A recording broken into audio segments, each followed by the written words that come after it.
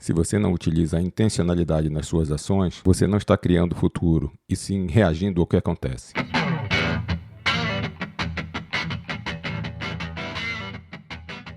Fala pessoal, sejam muito bem-vindos a mais um episódio da nossa The Way Audio Newsletter, onde todo dia, de segunda a sexta, falamos aqui sobre gestão, liderança e construção civil. E hoje vamos falar um pouco sobre prever o futuro. É difícil a gente ter certeza de quem é o autor de certas frases, mas com essa eu vou me arriscar.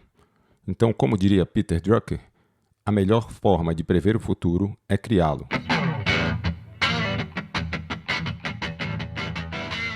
E para criar o futuro que a gente quer, a gente tem que ter a intenção do que a gente quer criar em cada pequena ação. E como toda habilidade nova, é difícil no começo, mas depois fica quase que automático. Já introduzimos aqui o conceito do alvo invisível, mas a intencionalidade é que conecta o seu alvo aos seus movimentos, garantindo que cada passo seja na direção que você quer ir, que também é fundamental no método da eficiência definitiva da construção. É como se você fosse um bom jogador de xadrez, onde cada movimento que você faz é pensando em 5 jogadas adiante. Já que falamos em intencionalidade e no método, vamos passar pelas 6 áreas e como essa intencionalidade pode se refletir em cada uma delas.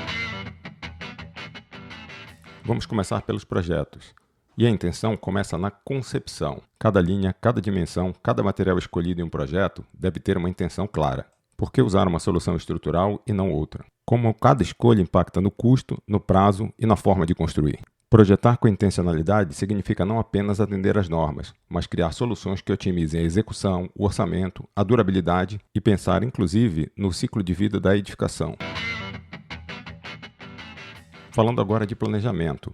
O cronograma não é apenas uma sequência de atividades, mas um plano intencional de como o tempo e os recursos vão ser usados. Como tudo se conecta, existem variáveis importantes que determinam qual vai ser essa intenção. Podemos usar 1, 2, 3 ou 4 equipes para aquela atividade? O planejamento intencional reduz desperdícios de tempo, evita ociosidade de pessoas e equipamentos e garante que as entregas de suprimentos aconteçam no momento certo. Ainda falando de planejamento, não posso deixar de falar nos rituais. Cada reunião de médio prazo e de curto prazo deve ter intenção. Fazer o ritual só por fazer não vai ajudar em nada. Quando falamos em orçamento, cada item orçado, cada negociação, cada compra deve ser um ato intencional de gestão financeira. Vamos orçar para tornar a obra mais barata ou para agregar valor para o cliente? Por que usar este material, com este preço, é a melhor solução para o projeto, considerando qualidade, custo e benefício? Orçar com intencionalidade significa transformar custos em investimentos. Como usar uma grua na obra para acelerar o processo e diminuir o número de pessoas. E falando das pessoas, a intenção na liderança e no desenvolvimento. Interagir com a sua equipe, dar feedback, delegar tarefas, tudo isso deve ser feito com um propósito claro. Por exemplo, por que dar aquele feedback naquela hora? Qual comportamento eu quero reforçar ou mudar?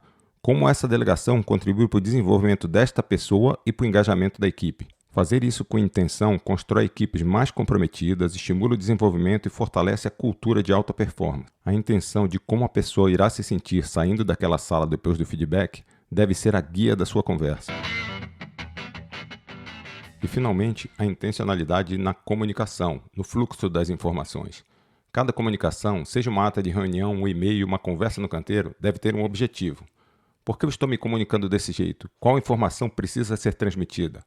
Como eu posso garantir que essa mensagem seja clara e compreendida e que gere a ação desejada? Lembrando que aquela máxima de eu sou responsável pelo que eu falo, não pelo que você entende, já acabou faz muito tempo.